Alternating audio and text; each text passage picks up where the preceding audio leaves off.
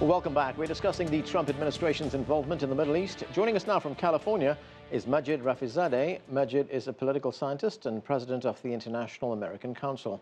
With us in our studio in Washington is Matthew Schweitzer, editor of Post-War Watch and program assistant with Epic. Thanks to both of you for joining us. Matthew, let me start with you. As we heard our correspondent tell us at the beginning of the program there, the United States now says that it has proof that Syrian government forces, I should say, carried out this chemical attack in Idlib province in Syria. There's been no independent confirmation of that. But if it is true, how does it change things in the Syrian civil war?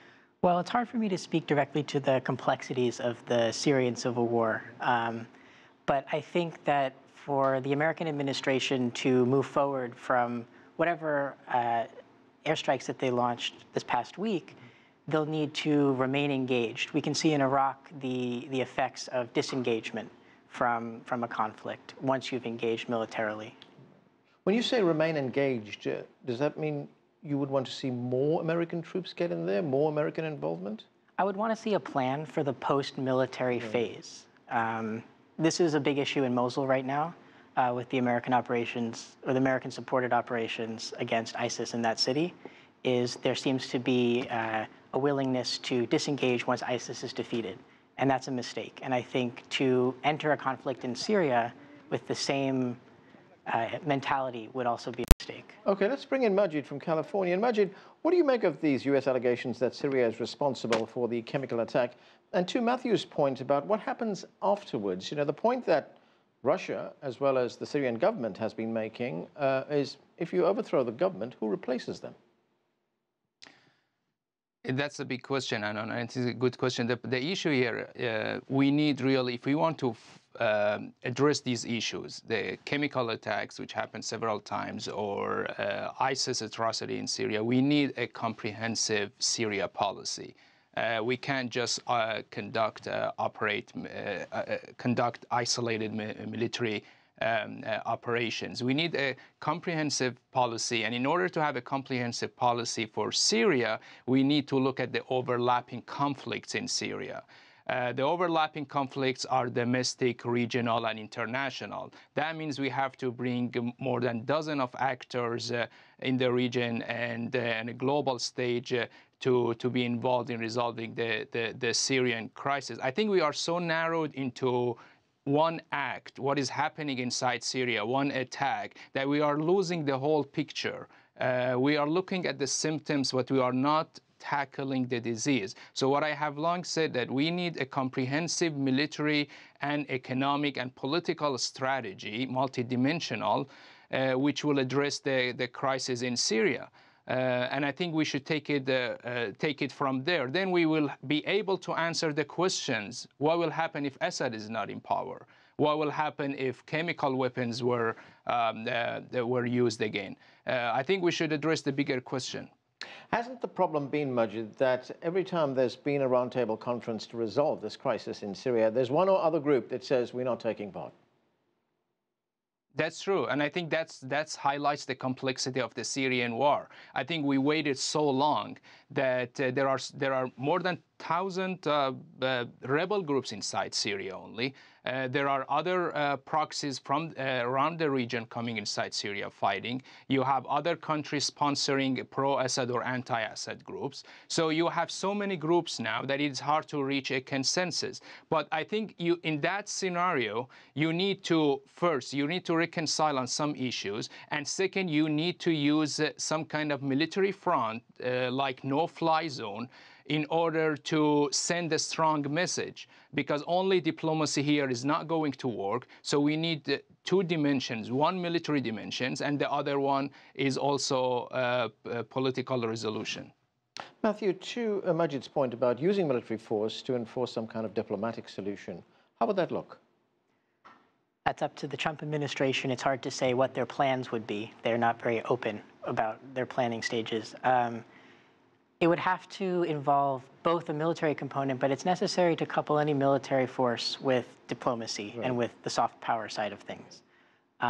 This would involve engagement with all actors in the conflict. Again, I'm not able to comment on the complexities necessarily of the Syrian civil war, but in Iraq, this this strategy, you can find a model for perhaps a strategy in Syria based on the type of strategy that's employed in Iraq. There needs to be a focus on defeating the immediate threat, which is ISIL, but also then coupling that with a longer-term vision of engaging the government, the Iraqi government, in strengthening institutions, rebuilding lost institutions in liberated territory, and then as well as strengthening civil society, all to provide services to people.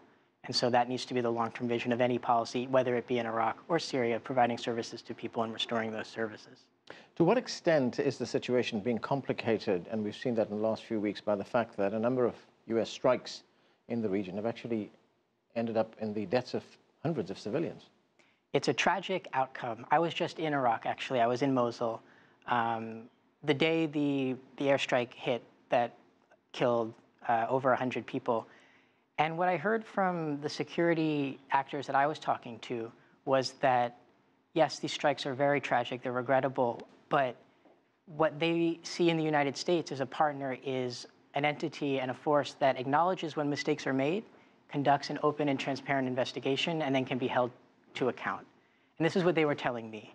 And I thought that was a very interesting take on the civilian casualties, which again are horrible, need to be avoided at all costs, especially now as the Iraqi security forces enter the western part of the city, which is denser, poorer, higher risk for civilian casualties. Right, because as Congressman Ron Paul told us in that interview just a few minutes ago, that what this is doing is that it's causing more anti-Americanism, and it's a recruitment poster.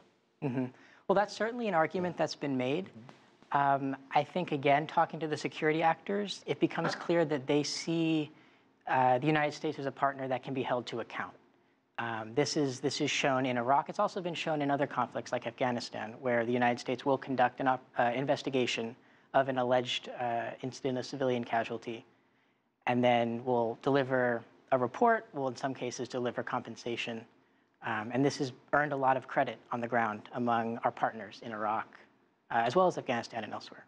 Right, Majid, from what we see in here in the United States, when we look at the way foreign policy is being conducted by the new administration, do you get the feeling that foreign policy is being run by the Pentagon rather than the State Department?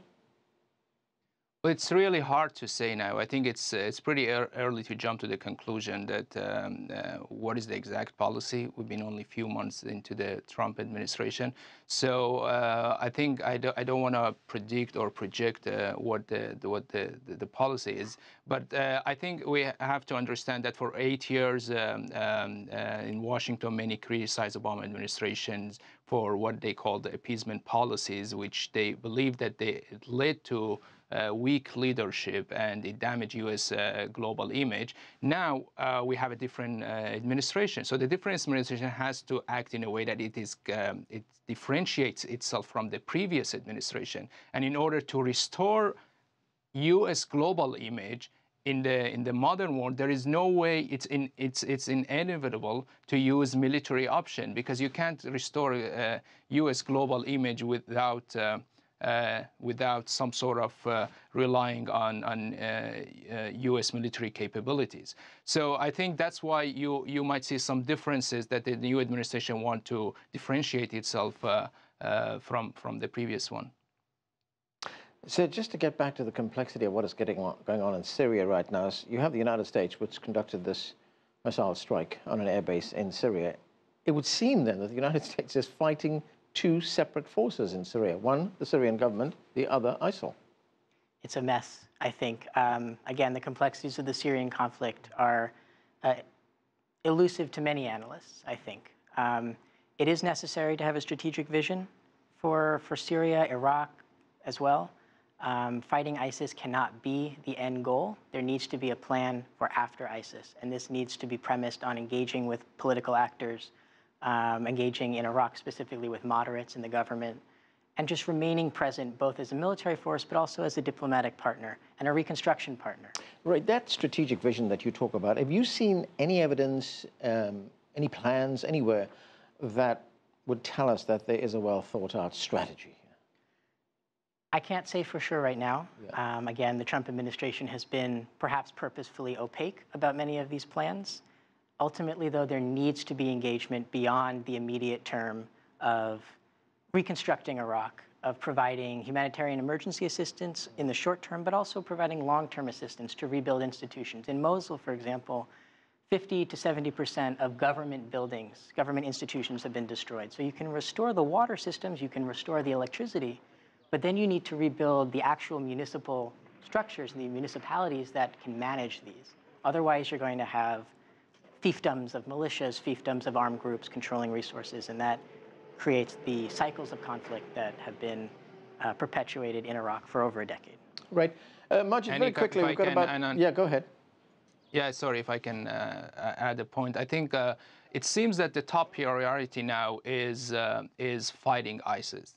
And again, I think it should be really switched into addressing the Syrian conflict, because the Syrian conflict is the underlying reason why we have this extremist group. But unfortunately, we're focusing so much on the Islamic State and fighting the Islamic State that, again, we are losing the bigger picture. In order to fight ISIS, we cannot defeat ISIS by only airstrikes. I think you need some military on the ground to be able to